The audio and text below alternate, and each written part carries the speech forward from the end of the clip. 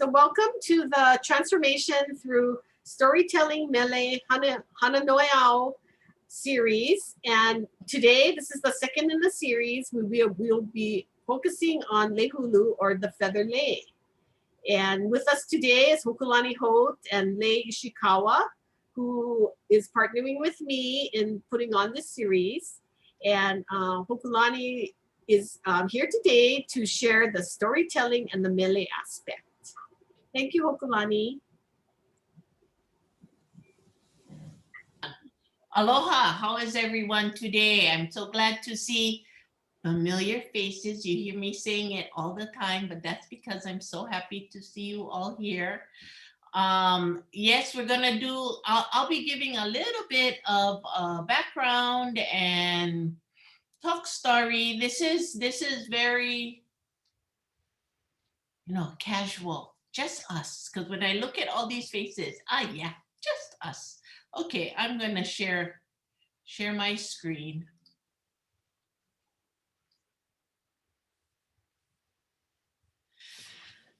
For centuries on Hawaiian Islands, vividly colored feathers gathered from native birds were a valuable cultural resource, ornamenting spectacular garments, ornamenting painstakingly constructed and all by hand. Long cloaks and short capes are called ahu'ula, helmets are mahi'ole, and lei are the Lei Hulu. They had beautiful and prized feathers to signify the divinity and power of chiefs, who wore them for spiritual protection and to proclaim their identity and status.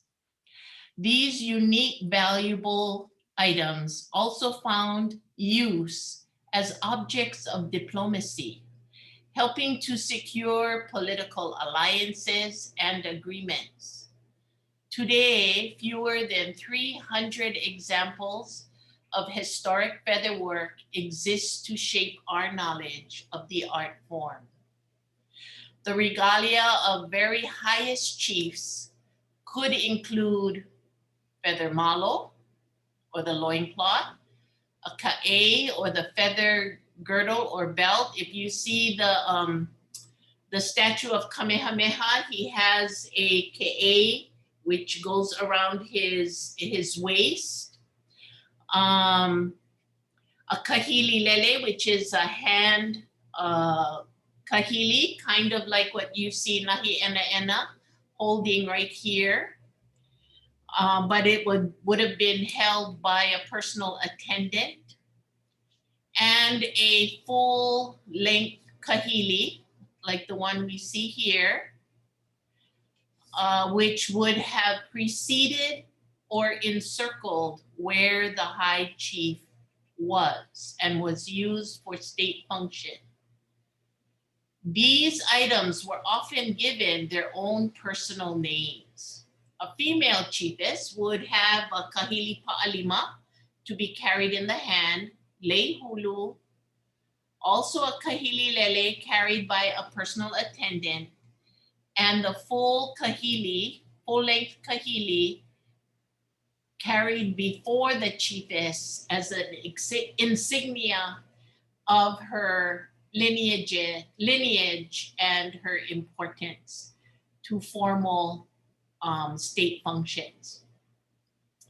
These items were made with great care and love. They also took several generations to finish. If you look at this picture here that says that this is, in English, it's sometimes called the golden cloak. It is the ahu'ula of Kamehameha I, and it is made approximately of 450,000 feathers of the mamo bird for this one cloak. And it took several generations in order to have this made, because they would have to collect the feathers over several generations and then begin to make it for Kamehameha when he ascended as the ali'i.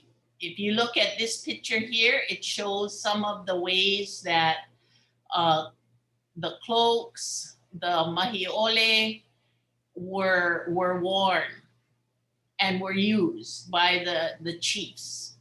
What I have here is a picture of the back of an old cloak. And the backing looks somewhat like this, only smaller. The weave is smaller. And the little bundles of feathers would have been tied onto the backing or the weave that was first made, and then the feathers tied onto it. So hundreds of thousands of feathers for one. And here we see all of these, plus this is but a handful of chiefs who would have had them. Like I said, these items were made with great care and love. When making them, no evil thought must cross a person's mind. Nothing unkind or unloving. The mind should only focus on love, long life, good health, righteousness, honor, and success for the person who will wear or use the item. In everything Hawaiian that is made by hand, this is the important commonality, that what you think and what you feel will be transmitted through your hands and into the item you are making. So if you're making it as a gift, only good and happy and kind and loving thoughts should be used. If you're going to be making it for yourself, the same thing. We have a thing in halau that if you're making your lei and you start to get frustrated, step away from the lei. That's the phrase we use, step away from the lei. You step away, get yourself emotionally, physically, spiritually ready once again, and then come back to do what you need to do. This goes with all things Hana Noʻeau in Hawaiian culture. If you're having a frustrating day, don't start. Don't start. Wait for a better day in order to start. These are pictures of some of the birds that were used in order to collect feathers for the feather items. The o'o and the mamo, which are the ones on the top, are extinct. Settler impact and destroyed habitat contributed to the extinction.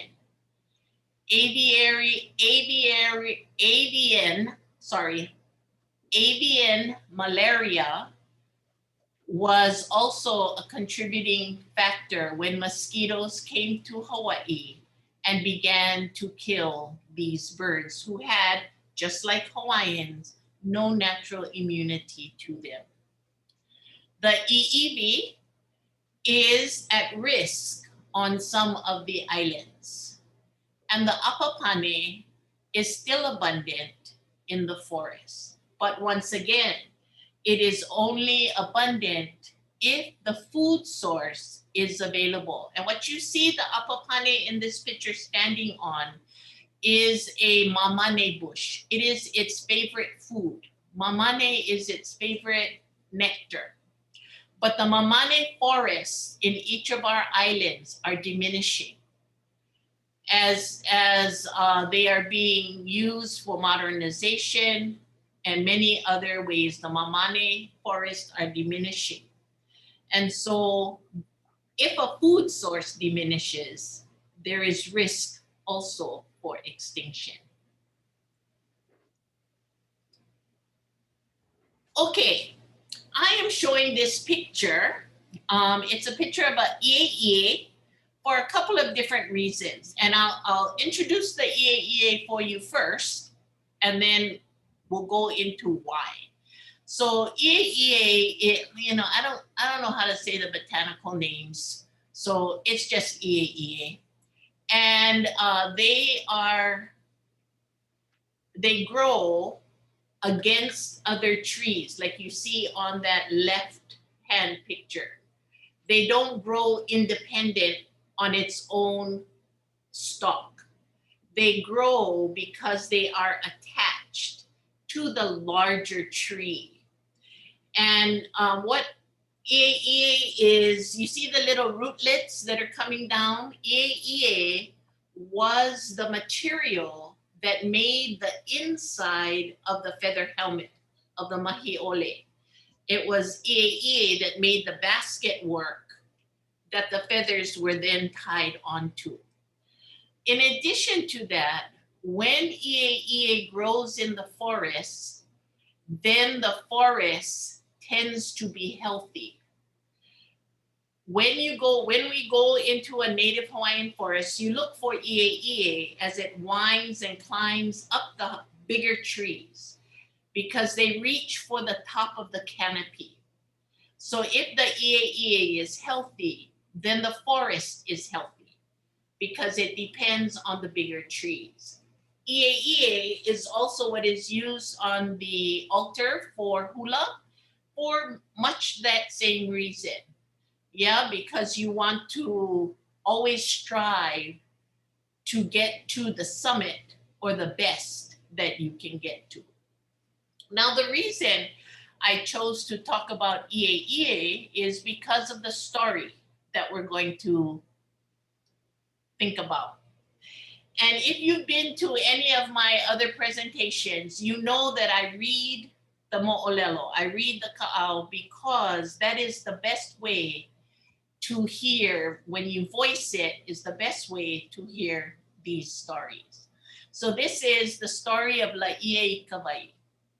Laie Kawai and her twin sister, Laie Lohelohe, were born in Laie on Oahu, of Kahau Okapaka, the father, and the chief of the northern lands of the island, and Mele Hana, the mother. Laie is a contraction of the word Lauie. Yeah, so you know the EAE we just talked about a little bit before? That's why. Yeah, it's a contraction of Lauie, or the EAE leaf. So the twin girls, Laie Kawai and Laie Lohelohe, were born in Laie.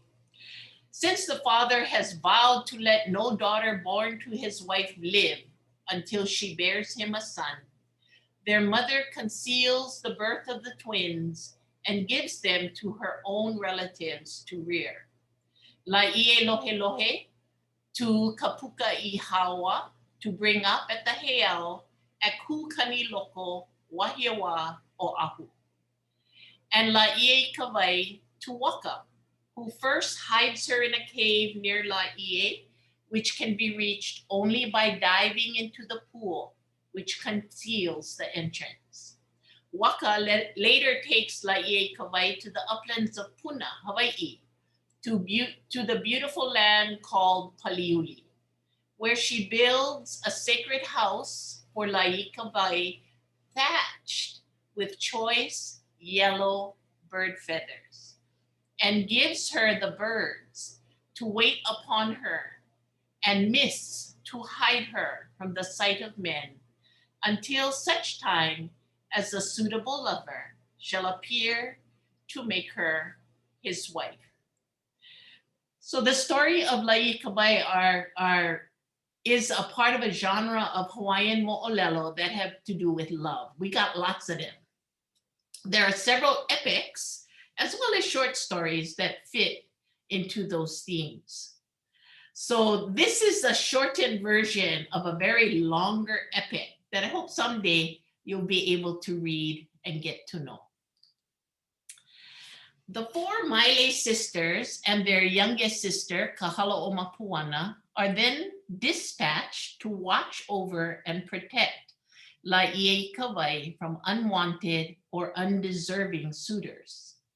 They also become the guardians of Paliuli. Through a series of mishaps and misunderstandings, different suitors are expelled from Paliuli and from winning the favor of Laie. Finally, the clever youngest sister, Kahala'omapuana, is dispatched with the great Mo'o as carrier to fetch their oldest brother, who lives as a god in the kapu house in the very center of the sun in the highest heavens. While she is away on this errand, the group leave Paliuli and travel about the island together. The picture on the left are Mele, and the picture on the right is Hala, from which Kahala'omapuana comes.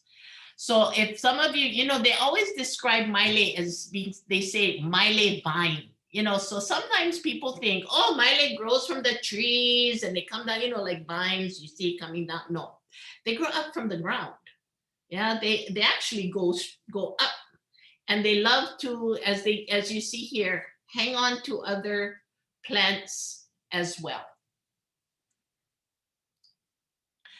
Ka'onohio Kala, the eyeball of the sun, looks favorably upon his sister's proposal, and putting off his nature as a god, he descends to earth, takes Laie up on a rainbow to live with him in Kahakakaiaya.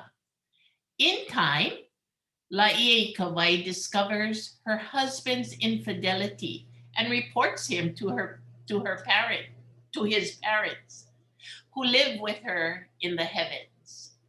Laie returns to earth and lives like a god with her sister, Laie Lohe.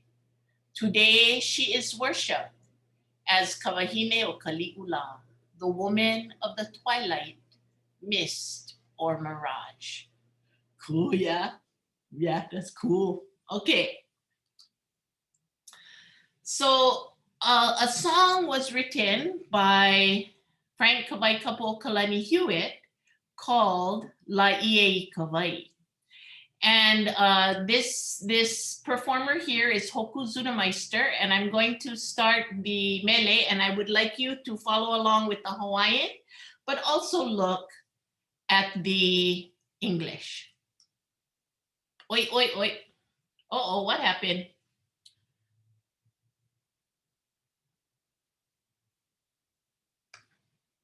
Boop. There we go. Everybody here okay? Thumbs up?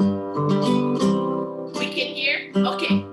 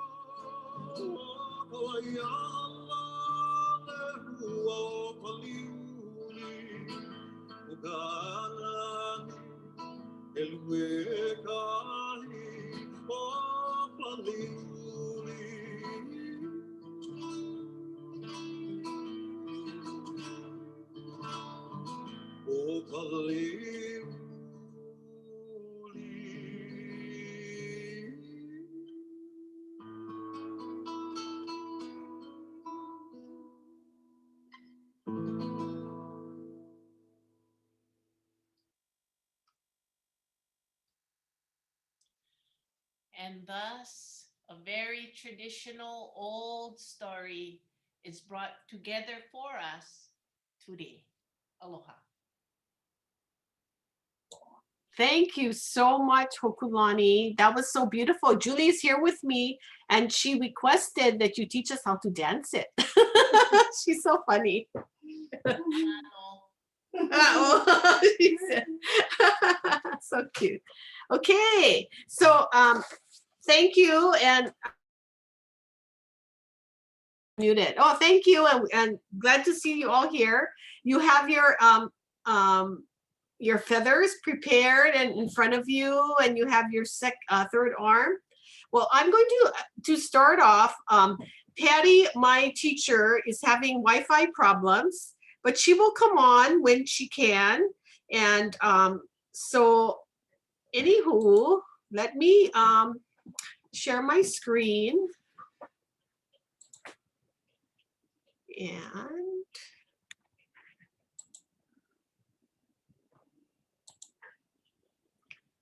okay.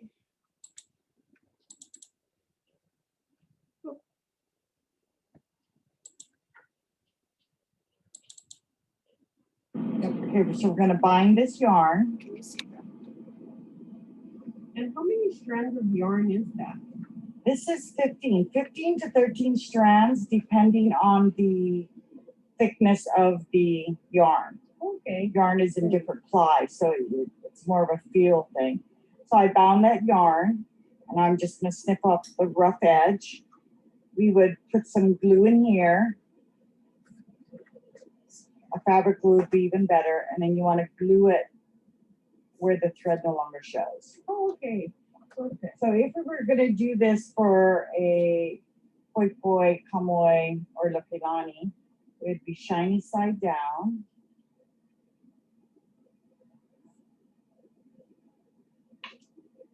I'm going to wrap this a few times.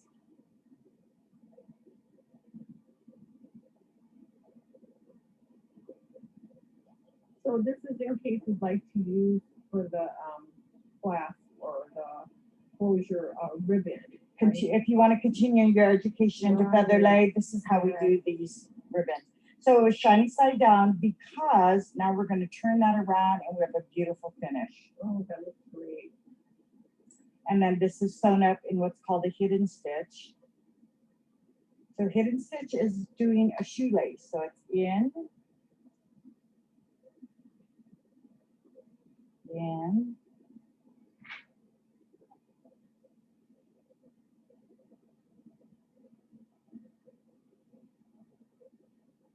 you gather this style of hidden stitch, your thread becomes invisible. Oh, It gets really? tucked in. Oh, yeah, I see that. So then I would finish this off, run it through the end, and then it's ready for feathers. So we're gonna cut some feathers. We're gonna get our key. We're gonna go to the middle line, which is 1 1/4. So it's 1 inch, 1 1/4, 1 1/2. So your finger is pointing to the logo. And we're gonna cut the feather only into the spine. We're not gonna cut the whole feather. So there's our first cut. And we'll use this for another type of leg. So for the calyx, same thing. We're gonna cut this 1 1/4 and use this first cut for another project. And then this will be the calyx. And some people like it wide, some people want it skinny. Some will even take this and cut this off like this. But it's very unnatural looking versus this long. If you look at a rose, this calyx is normally very long. And so here's a sample of the calyx, a longer calyx. It just looks more natural. So I played that because I wanted you all to see how to make the clasp, and if you intend to move on, that's how you do it. And most of the time we use this kind of ribbon, and this one I believe is a 7/8 of an inch ribbon. And you can get this whole roll from Ben Franklin for, I don't know, $10 or something. But if you ever need some, you know, I have this whole roll, just come to me. And if you like this color, a lot of times we use, you know, this green or something to match what you're making. So even with the bracelet, a lot of times we will use the ribbon instead of the magnets. But I do find that, you know, when you're tying it on, you have to have somebody tie it on because you can't really tie it properly if you don't have the magnets. So let's go to the next, video. And this is about winding the key. So remember I asked you all to wind the thread onto the key. And so we're going to thread the key. Our thumb will be pointing to the logo. Place the thread under your thumb and wind clockwise. So you're winding those notches, correct? And these notches. Right. And if it gets stuck on the edges, just push that in. So if you line your finger with the notch, you can go pretty fast. The key will take 25 yards of thread, which is plenty for your looking on. I'm just going to cut this here. So does this matter how much the color of your thread that you're using?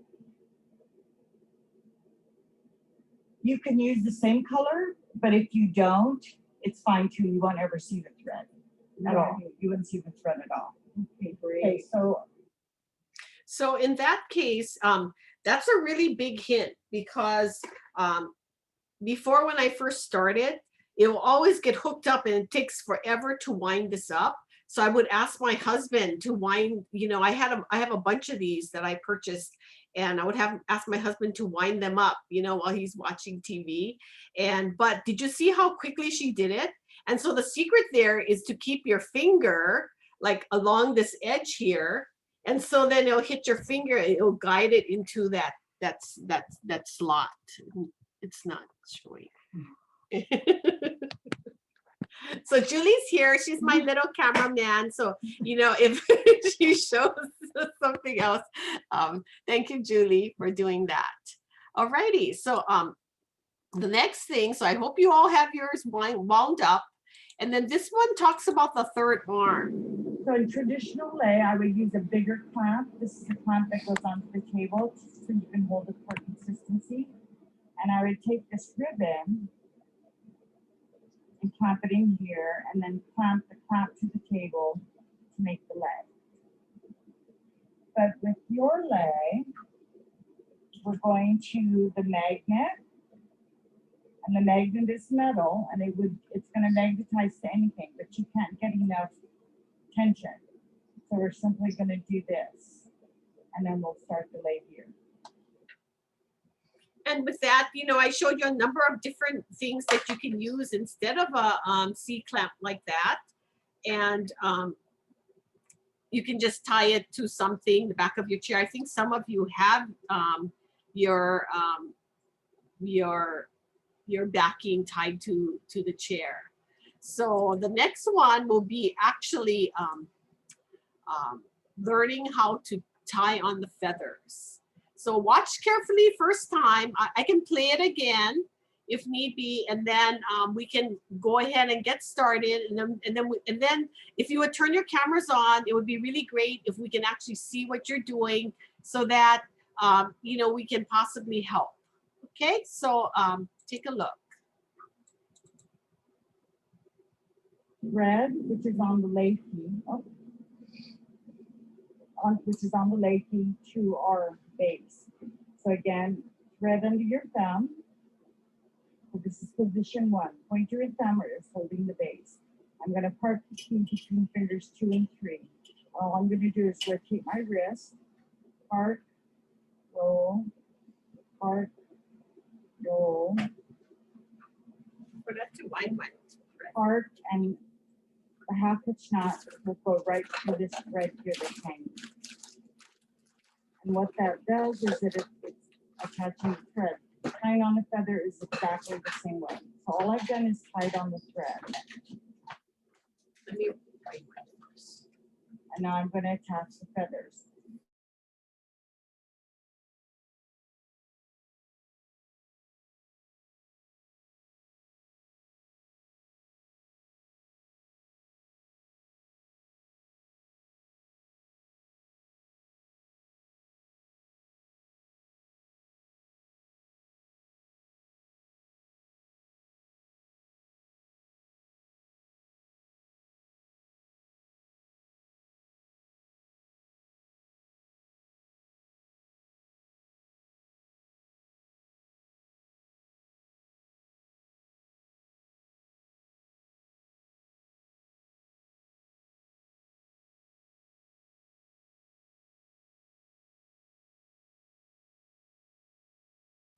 In case she's saying something, I cannot hear what she's saying.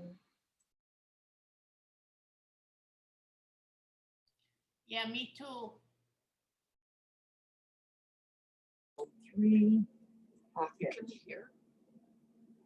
Normally takes 5 feathers to make 1 complete row. Can you start back, Part roll Joyce? 1, The sound went out. roll 2, part roll 3, pocket. Seconds ago, so maybe halfway back. Okay. Here. Okay. And now I'm going to attach the feathers. So I'm going to take this feather and measure how far down. I'm going to hold that with my thumb. I'm going to do a willy, a half hitch, and create a little poop. That poop is what's going to hold the feather open to look like you're looking at me. So I'm back to position 1 and back to position 2. I'm going to place a feather under my thumb, roll my wrist 1, part 2, part 3, and half hitch knot. Really. And then wind some thread. We're going clockwise, which means the base needs to turn counterclockwise. I lift up my thumb, and I'll know if the feather is in the right place if this edge of the feather touches the middle of that feather. So position 1, position 2, part, roll 1, part, roll 2, part, roll 3, half hitch. Normally takes 5 feathers to make 1 complete row. Part roll 1, part roll 2, part roll 3, half hitch. If you don't do that roll, let me get another feather. So if you don't do the roll, you're doing this. And that is really hard on the wrist. You're going to fatigue before you can get the bud done. So by rolling, bringing the key to your hand, it's just a nice smooth motion. The tension is consistent on the lei. So in a Hōkūlani, the consistency is not going to show as much, but if I were doing a kamoi or kokoi, every time my consistency changes, the lei will have a bump. So I'm going back to position 1, I'm unwinding thread, position 2, picking up a feather. So the feather goes right under my thumb, the edge is right on the core of the last feather. Part roll 2, part roll 3, and half inch. So I've got 1 full circumference. And it's a little sparse here, so I'm just going to add another feather. And then I'll start on my second row. So I noticed that the top of the feathers are covering part of that magnet. Right, exactly. So because we want a beautiful finish, we want this to just be seamless. So the way I found that was I put the feather, marked it with my thumb, made the little poof, which pushed it up. So when you come around on the other side, it's going to be on the opposite. Right? So it'll be very important for it to be beautiful. Okay, so row 2. So I'm going to position 1, which is pointer and thumb. I'm going to find where my next feather is, and I'm going to get the key and measure 1/8 of an inch. I'm going to mark that with my thumb. I'm going to park my key in position 2. Pick up a feather. Park roll 1, park roll 2, park roll 3, park roll 4. So if you look closely at this thread should cover the yarn. I could have used orange yarn and we won't see it. The reason for the so many loops over the thread, some lei makers will do this, 2 of these. But what happens is if that feather falls out, those half hitches would now make all the other ones fall out as well because it's lost its tension. So what's holding the feather on to the base is not the half hitch, it's the rotational of the 3 with the half hitch. So I'm going to mark row 2. So there's my thumb. I'm going to put this under my thumb. I'm just lifting up my thumb just a hair, putting this under the thumb. Part roll 1, part roll 2, part roll 3. And you can see it's a little breezy, feathers are going everywhere. So you're saying that the second row is slightly Lower, than right. the first. Right. If we don't go down 1/8 of an inch, you're going to get a big fat cabbage rose. And the feathers aren't going to lie smooth. So on a tiny little wrist, you're going to have these little balls, like almost like pearls of color versus a rose. Oh, I just ran out of thread. So interesting. So I ran out of thread. I didn't put enough on there. This is the way we used to do it. So we'd have to throw it like this, 2, throw it like this, 3, and then do a half hitch. And that was a lot of work for both hands. So the key really eliminates that process. So each bud, the feathers are 1 1/4 inches long. So 3 rows will create a bud that is 1 1/2 inches. So we'll do 3 or 4 rows. You get a nice long, natural looking bud like this. And on the last row, which is the 5th or 6th, we're going to add the calyx. So the calyx is going to be tied on exactly the same way. 1 on this side, 1 on the other. So one of the things that I remember is that for the first rows, I always use my most ugliest feathers. Yes. So we're not going to waste anything. We're going to go through the feathers. I just put a little handful in a dish. And we're gonna use all the ones that are absolute, like this one, I really want that on the outside. I want that variegated look on the outside, so I'm gonna save those. And I'll use this one. It's not an ugly feather, but it's not a beautiful feather either. But if there are feathers that are not perfect, Yeah, some of that sometimes they're damaged or yeah, they're here's one. open. Here's one that's not so pretty. You see how that one's kind of splayed? It's perfect for, inside girls. yeah. Yeah, right. So after you get all your buds on there, we're gonna do the same thing. We're gonna bind our thread, cut it short. You're going to get E6000 or a fabric glue. Don't use water soluble glue. Don't use Elmer's. It needs to be a fabric glue. We're gonna stick that in there, let it sit and dry for a few hours, and your bracelet will be done. So what do you think of that? Can we do it? So let's go down the line. We have 14 people here right now, and maybe you can turn on your cameras and you can say, at what point are you? It could be that you haven't cut your feathers yet, or it could be that you need to wind your thread, and it's just the regular sewing machine thread or any kind of thread, any color you want to get or that you happen to have at home is fine. So do we all have it threaded onto our I mean, not threaded, but wound onto our key, our thread? Can you guys unmute and let us know at what stage you're at?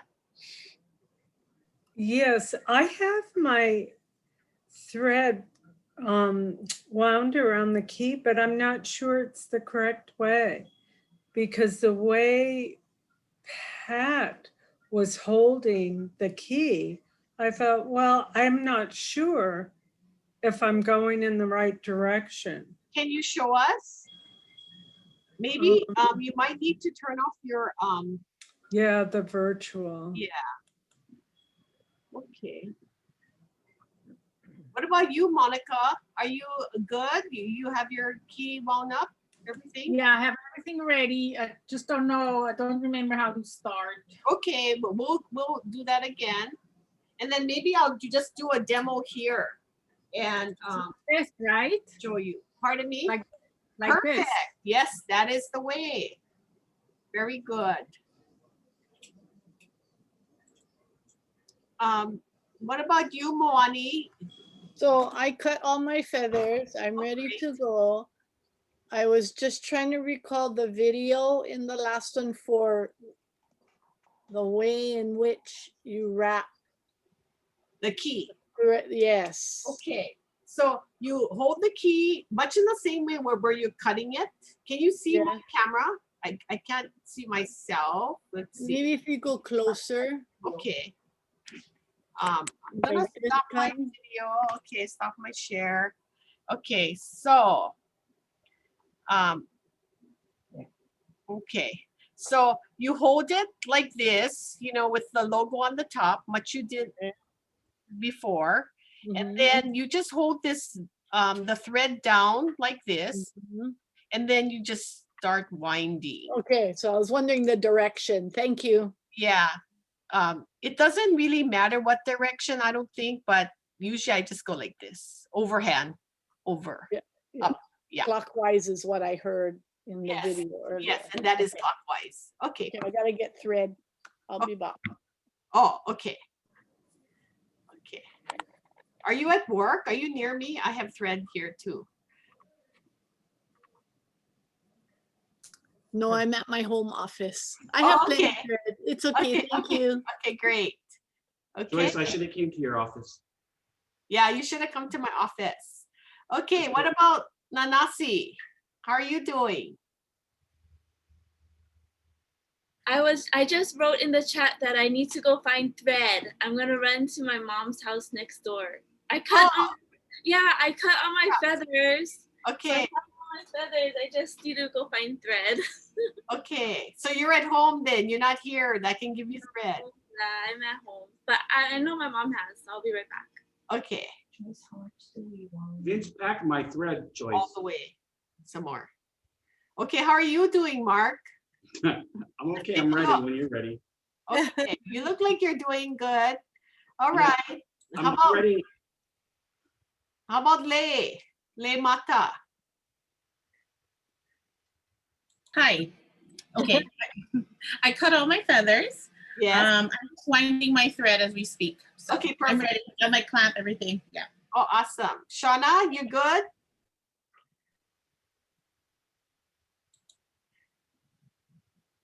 I just put in the chat, I cut and separated all my feathers, but I forgot my thread at home.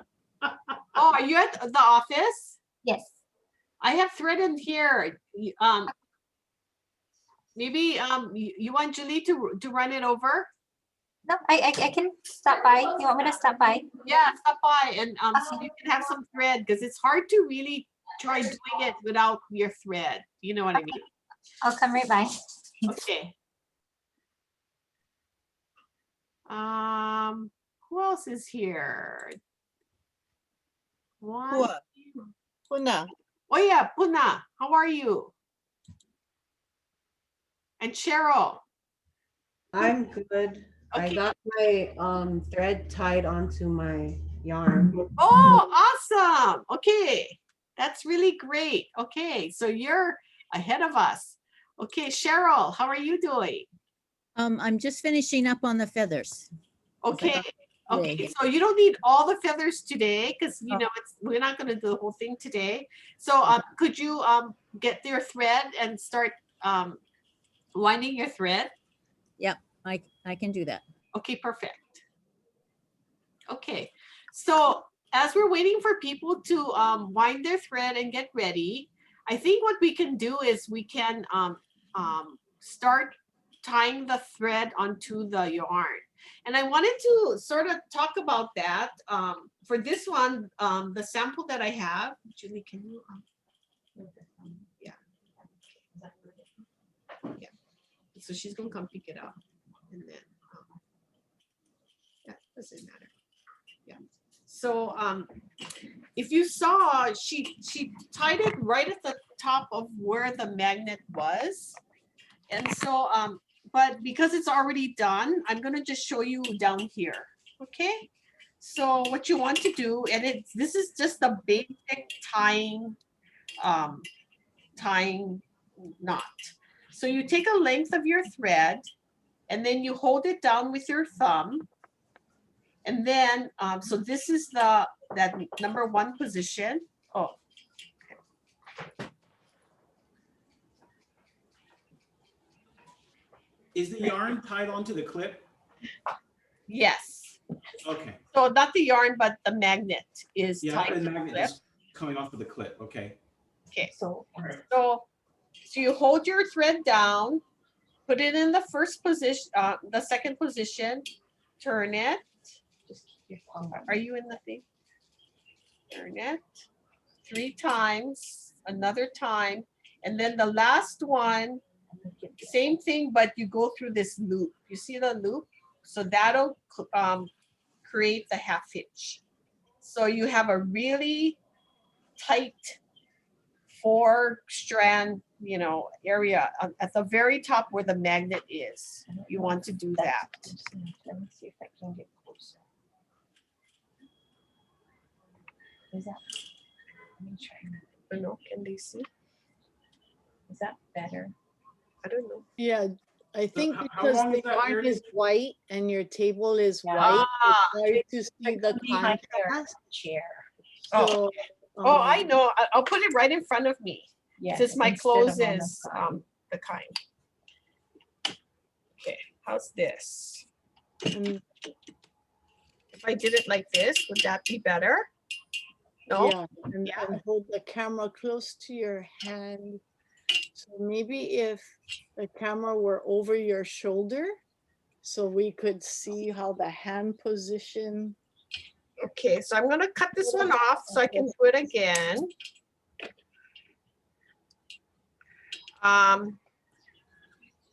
That's the short, that's the longest. Okay, so I'm gonna go here. How's that? Because then you'll be behind my shoulder. Yeah, that's better. Yeah. Okay. All right. So again, just like I'm starting. So I have my thread. Thread is on this hand. Yeah. and I hold it down with my thumb. Okay, hold it down with the thumb. Yep. And then I put the key here, grab it, put the key here, grab it. And you see how I'm kind of turning my finger, yeah? I mean my hand, so that I can grab it easier. So I don't have to be going like this. How is it coming off? And then this, and then the fourth one, you go through the loop. How she's doing it.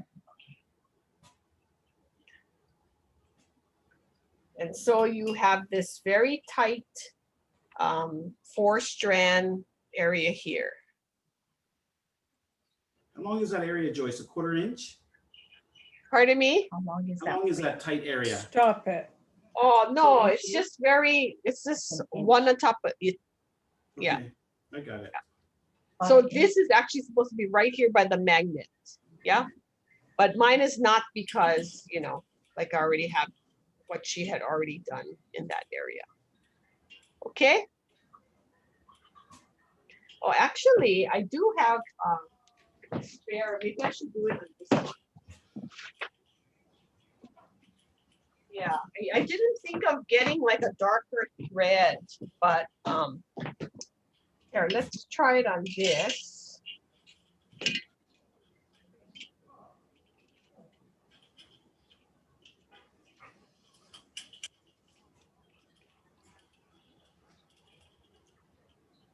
This thing doesn't want to use this.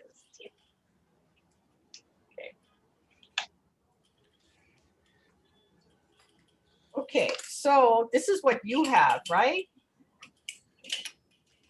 So you want to get your thread, hold it like this. Can you film from the other side? Because your hand covers.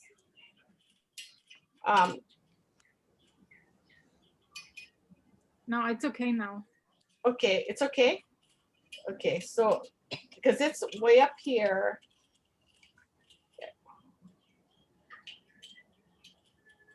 Oops. 1, 2.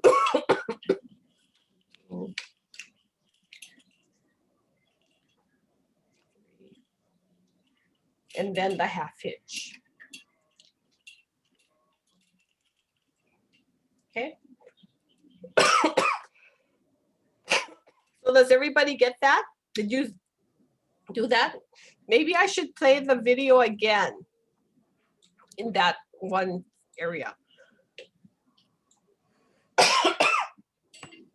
How is everybody doing? Good. Good? Where'd you get the clamp from? I don't know if that matters. I don't have a clamp. This right here, you mean?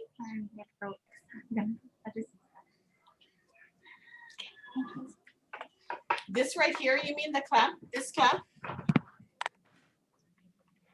She wants to see the clamp. Joyce, does half hitch mean you go through the loop? Yep. You go through the loop up, That's or you it. go through the loop down? Down. So I'm going to do another one right here over this. So you're holding it like this, you go like this, and then you see how this thing is hanging? The thread is hanging, right?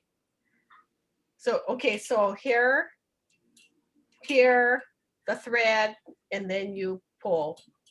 So I guess that's down, right? Pull here, pull through the Okay, got it.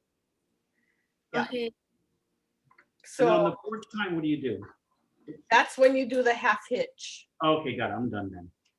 Okay, so the first 2 is just winding it 3 times around, right? And then the next one is tying that little knot like this.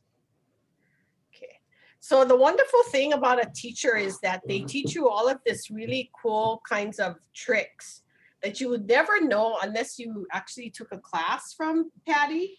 And one of her things, and that's what makes her Hōkūlani is very pretty, is that she teaches us how to make that poof, you know, to give it a little bit of body.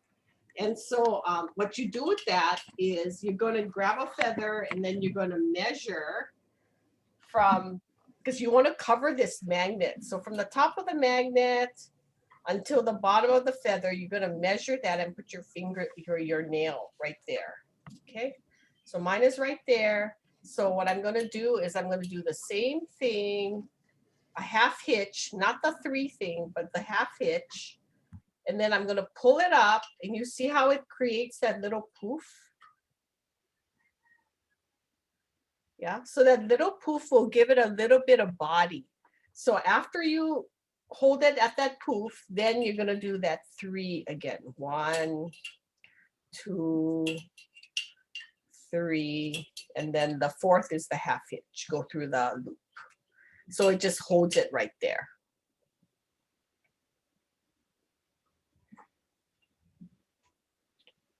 Good. You know what I'm thinking? Move your black chair behind there. Let's get too much color from your all the background. Okay. So they can see it easier. You want the feather to cover the magnet.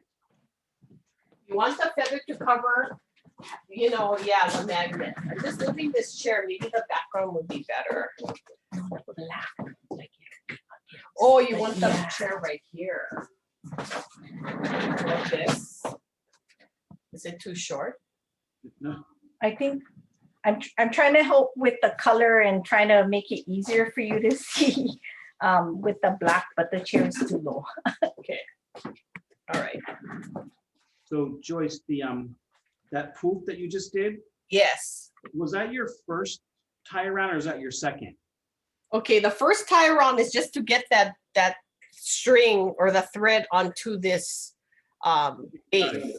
Understand now. So it's really the second. So when you first do that, you're going to do a half hitch to pull it up. That way the camera can get closer.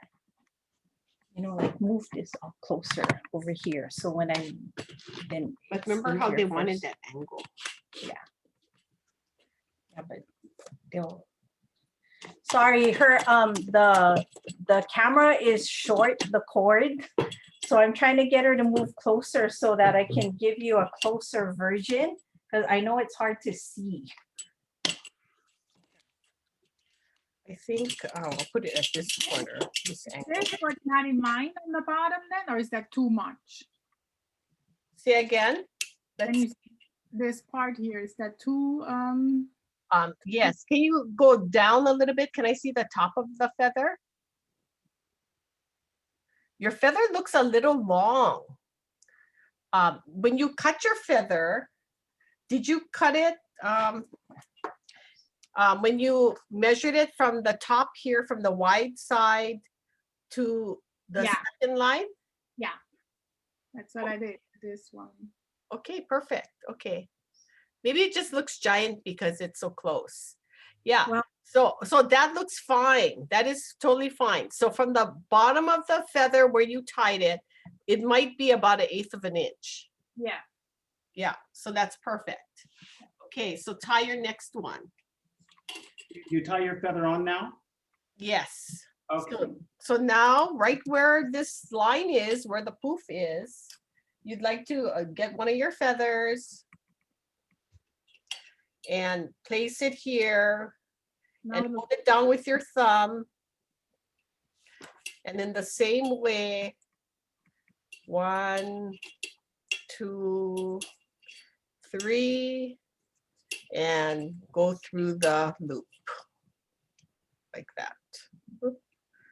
And the first one normally, you know, it kind of sticks out like that a little bit, but as you start putting it around, it will flatten down.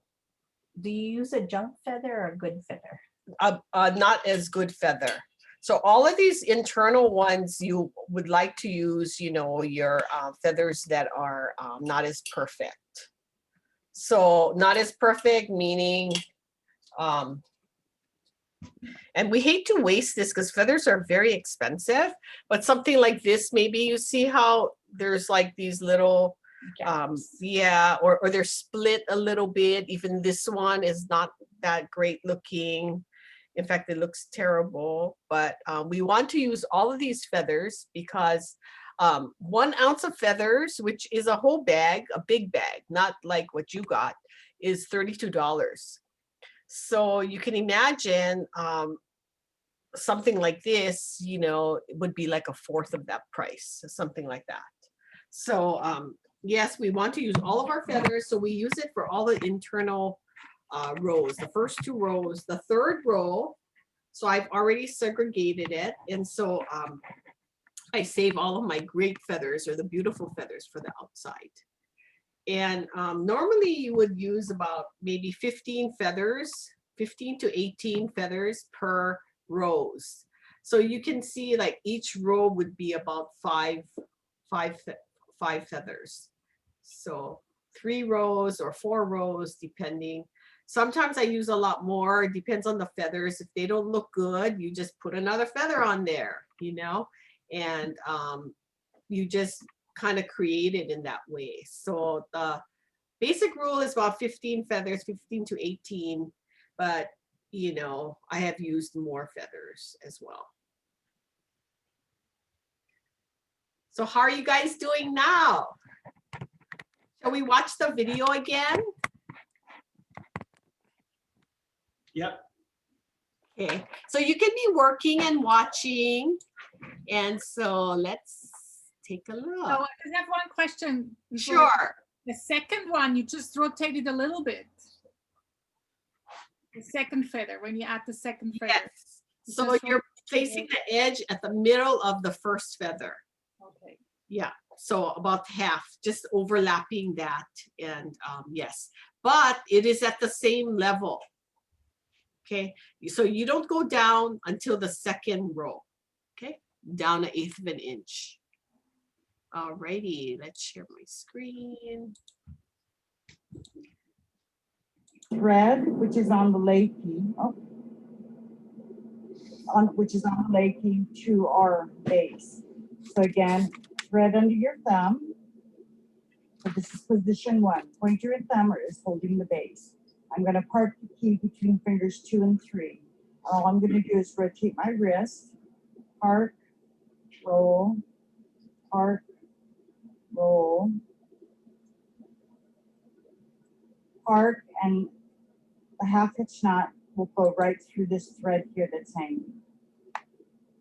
And what that does is that it's attaching the thread. Tying on the feather is exactly the same way. So all I've done is tied on the thread. And now I'm going to attach the feathers. So I'm going to take this feather and measure how far down. I'm going to hold that with my thumb. I'm going to do a willy-willy, the 1/2 hitch, and create a little poop. That poop is what's going to hold the feather open to look like you're looking at me. So I'm back to position 1 and back to position 2. I'm going to place a feather under my thumb, roll my wrist 1, part 2, part 3, and 1/2 hitch knot.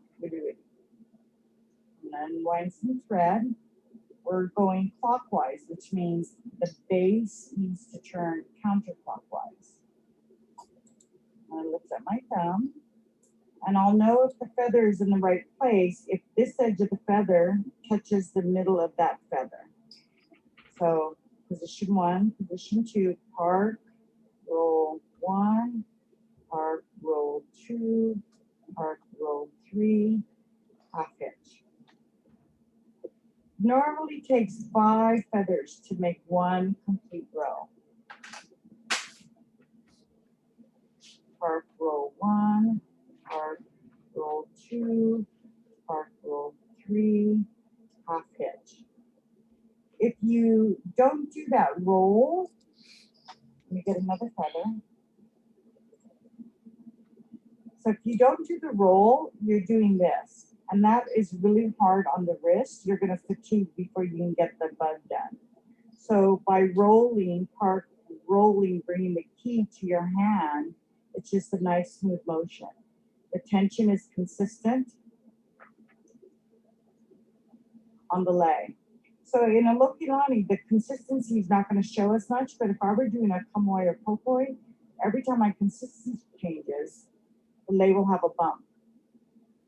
So I'm going back to position 1. I'm unwinding thread, position 2, picking up a feather.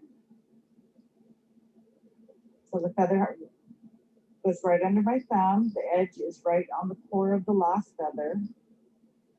Part roll 2, part roll 3, and half inch. So I've got 1 full circumference. And it's a little sparse here, so I'm just going to add another feather. And then I'll start on my second row. So I noticed that the top of the feathers are covering part of that magnet. Right, exactly. So because we want a beautiful finish, we want this to just be seamless. So the way I found that was I put the feather, marked it with my thumb, made the little poof, which pushed it up. So when you come around on the other side, it's going to be on the opposite. Right. So it'll be very important for it to be beautiful. Okay, so row 2. So I'm going to position 1, which is pointer and thumb. I'm going to find where my next feather is, and I'm going to get the key and measure 1/8 of an inch. I'm going to mark that with my thumb. I'm going to park my key in position 2. Pick up a feather. Oh, wow. Part roll 1, part roll 2, part roll 3, part roll 4.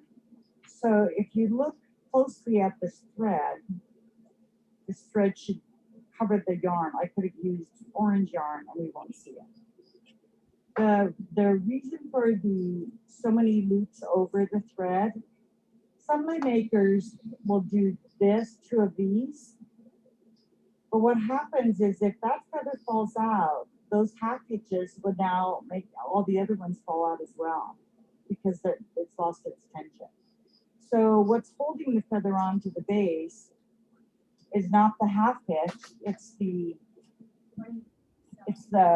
rotation of the 3 with this half hitch. 20-something. So I'm going to mark row 2. So there's my thumb. I'm going to put this under my thumb. I'm just lifting up my thumb just a hair, putting this under the thumb. Part roll 1, part roll 2, part roll 3. And you can see it's a little breezy. Feathers are going everywhere. So you're saying that the second row is slightly lower than the first. Right. If we don't go down 1/8 of an inch, you're going to get a big fat cabbage rose. And the feathers aren't going to lie smooth. So on a tiny little wrist, you're going to have these little balls, like almost like pearls of color versus a rose. Oh, I just ran out of thread.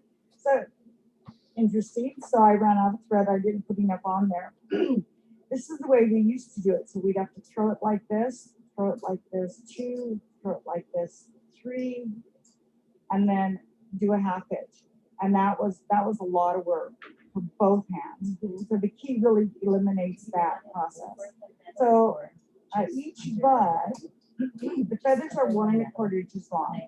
So 3 rows will create a bud that is 1 1/2 inches. So we'll do 3 or 4 rows to get a nice long, natural looking bud. Right where you're Like this. On the last row, which is the 5th or 6th, we're going to add the calyx. So the calyx is going to be tied on exactly the same way. One on this side, one on the other. So one of the things that I remember is that for the first rows, I always use my most ugliest feathers. Yes. So we're not going to waste anything. We're going to go through the feathers. So how are you guys doing? I see you all busy at work. Wonderful.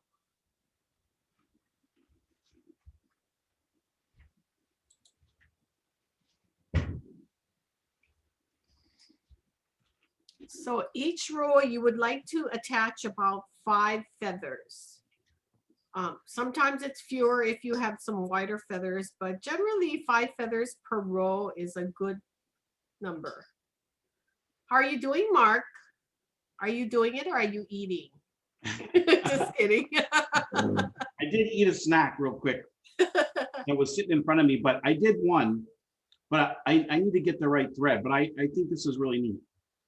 Yeah, but I can help you in the future too, you know. Yeah, because I just think this is kind of cool. It's kind of fun. You know, even cutting the feathers, as much as it might have seemed kind of, you know, long to do, it was fun. It was good to understand it. But I have a question. You know how you said 5? Yes. But it wasn't it more than 5 when she did it on that little thing there? Well, the first row was 5, and then she said, oh, it looks a little sparse. So she Right. added another one. So that's totally, and so, you know, when we say 5 per row, we're just estimating, because sometimes the feathers, like I said, are wider. So you might need 4, you know, to cover that up. But every time she added a feather, she went down an eighth of an inch? No, she did the first row first, then she went down an eighth of an inch. Did the second row, which she didn't get to the second row all the way because she ran out of thread. Got it. Yeah. So and then the third, sorry. Yeah, each row is a eighth of an inch lower. Got it. And the width of the key is an eighth of an inch. So, you know, you can eyeball it, but you can also use the width of the key. Right. So then to make a rose though, how many rows of how many sections of 5? 3. 3. There, so it's the 15. Okay, there you go. Yeah. Yep. Sometimes some people do 4, but 3 or 4 is good. And you can kind of take a look at your rose, see how you like it. You know, I just wanted to show you guys this. I did this one, which I don't know if you can see it, but and what you're going to be doing is probably 6 roses. I went a little bit further because I sort of wanted to make something different. And I haven't put in my magnet in here, but I'm going to use this as, you know, one of these head things. So you can do other things as well. And if this was even longer, you know, I have this one that I made. This is the first Hōkūlani that I made years ago. And I always keep the first things that I make. And even, you know, this is a really great project for the beginner. So I was a beginner and, you know, made this. I've made these for my friend's pet passed away. So for her little urn, I made this. And it's just really beautiful for a lot of different things. You know, you don't have to have it as a lei, but you could make it for like a headpiece or, you know, other things, just for a display.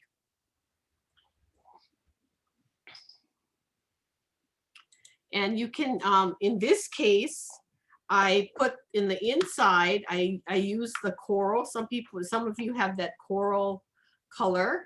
And so I used it for the inside, and the outside, I use red. So, you know, you can make it 2 colors. Same like the one that I made previously. This one is a white with a pink, the bright pink. Wow. And some people were asking about the ribbon. I just wanted you to learn that technique because in the future you probably wouldn't be using the magnet, but we all have ribbon, right? And not traditionally, but I think when you think of Lei Hulu, you know, they do use the ribbon to tie. So I wanted you to know that technique, because that in itself, you know, the way she closed it up and made it, you know, a really nice finish, that is a really great technique to know. And so she was able to share that with us. And, you know, if you don't want to wear it, you can make it tiny and put it in like a shadow box. And that's always a nice little kind of decorative thing that you can have. How's it going? Lei, how are you doing? Lei Shikawa, I see you working. Are you working? You're muted, Lei. I can't hear you.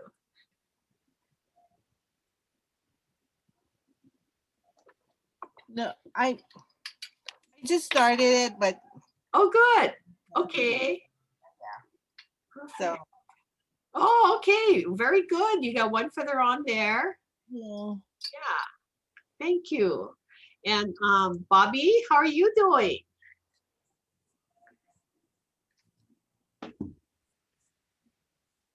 I'm doing okay. Let's see. Um, Oh, you're doing great. am I? Yes. I'm getting upset because I don't want this clip crushing my feathers. So. All right. And Is- you know, that can't be helped. And but what you could do really, because this is very short project, you know, it's just very short. You can actually just do it like this if you want. Yeah, I find that I'm just doing it by hand now, and that's okay. That's okay, and that's actually how I did it. I want to teach you all the, you know, the way, you know, the not professional way, but the way, you know, our teacher is teaching. But for the magnet, yeah, it's a little bit more difficult, I think, with the ribbon. You can just kind of tie it on the ribbon and, you know, do all kinds of things, you know. But yeah, I also did it without the clip for the first two. Yeah, so I'm just doing it in hand. You know, it's not perfect. It's definitely, you'll be able to tell it's my first one, but I'm getting the concept. And you know what? Roses are not perfect. And so you'll find after you're done that you'll be really pleased with it. All of you. Okay. Yeah. So yeah, don't have to be perfect, you know, because like I said, this was my first one and I see some things that could be better, you know, but don't you think this is beautiful? I mean, I do, you know, yeah. So yeah. You see how this one is kind of short and this and that, but really, when you look at it all together, it's really quite lovely. So, Joyce, can you show us how to connect the thread? You know, when you, because I only did so much, which knot would we use to connect the two threads? Oh, okay. So when you run out of thread. Okay, so if you run out of thread, just let it hang. And then just like you did from the very beginning, go down and start threading again. And if it's kind of long, just cut it or whatever. But after a few, you know, ties and all that, you don't have to tie any knots. Yeah, yeah. So just let it hang and attach a new thread. Yeah, and normally I wind it up all the way, you know, until it cannot go. And I usually need to do at least 2 of those for a short project like this. Yeah. And for a longer project, you know, that's why I have a bunch of these keys and then I have my husband wind them up because it does take some time. Yeah. Husbands, they're good for that. Yes, they are. They're very precise like that. I have one more question. Sure. When you're laying the feather as you're doing row 1, yes, do you put them, is it better to put them next to each other going in a circle, or one here, one there, then on the side, then on the side? You know what I'm saying? Yeah, they're overlapping. So they're overlapping at least half of the feather next to it. Oh, got it. Yeah, so it kind of holds it down, sort of, you know. Yes. Going in a clockwise manner. So you put one down, then you put the next one halfway, and the next one going around. Got it. Yeah, so it kind of just holds it down. So that's why my first one, you see how it's like sticking up like this? But as I put the next one and the next one, it'll come in. Overlap. Yeah. Oh, mahalo. And you know, when you're trying to straighten it out or whatever, go with the grain, you know, go this way and you feel, I mean, it's so soft. It feels so nice. And you'll see that, you know, and when you, and that's another thing is that like this one has been all over, right? So some of the things start coming out. So you can just adjust it, you know, just kind of rub it down and you can fix it.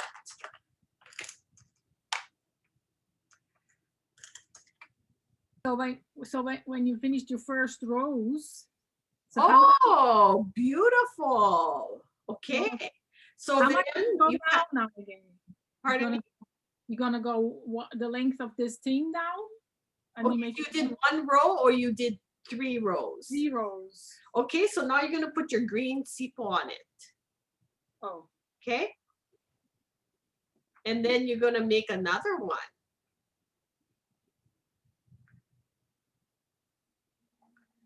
Okay, so you remember the green, how she cut it, right? It's a little bit different. And you can decide whether or not you want to make it thicker or thin.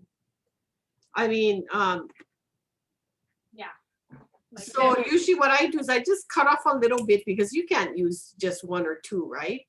And then, am I in the camera? Let's see. Okay, so I just took off a little bit from the top. Yeah. And then I like mine kind of thin, so I just cut a little bit down. So I get this. Oh, that thing. And then from 1, you can get quite a few, but you can make it wider as well. You know, you just make it wider. Yeah. And then, so from this one, I could probably make 3. Yeah. Like this. So what you would want to do is you want to place it on your, take 1. So you're going to be putting 2 per rows. So you put 1 on each side, 1, and then you tie it on in the same manner, the 3 and the 4. And then you, on the other side of it, you would put the other one, tie it on in the same manner. Oh, you do it 1 by 1, right? Not both together. No, yeah, 1 by 1.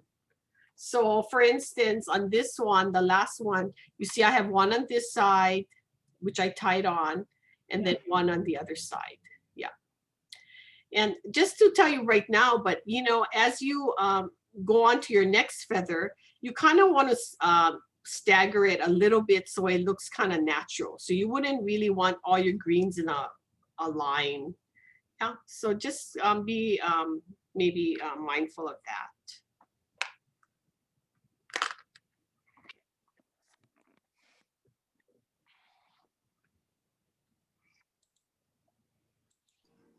Joyce, I know it's almost 4:30, but I missed the poof. I missed the poof part. Okay, yeah. So let's do that. So you tied on your thread, right, to your by your magnet. Yeah. Let me just take this off and I'll do that again. Okay.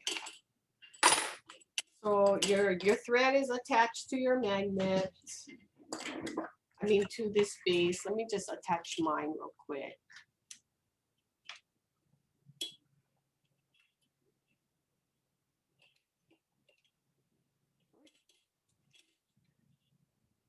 Oh, no wonder.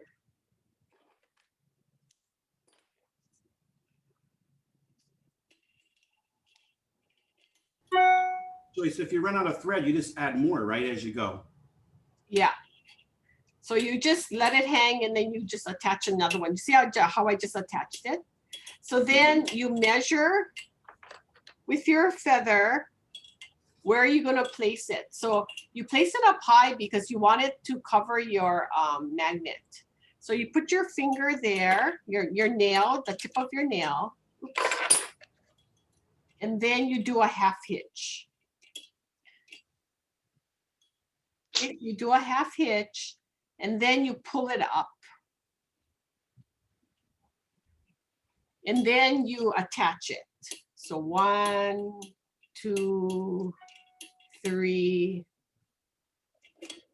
oops, 3, and then the half hitch 4 to let it stay. There you go.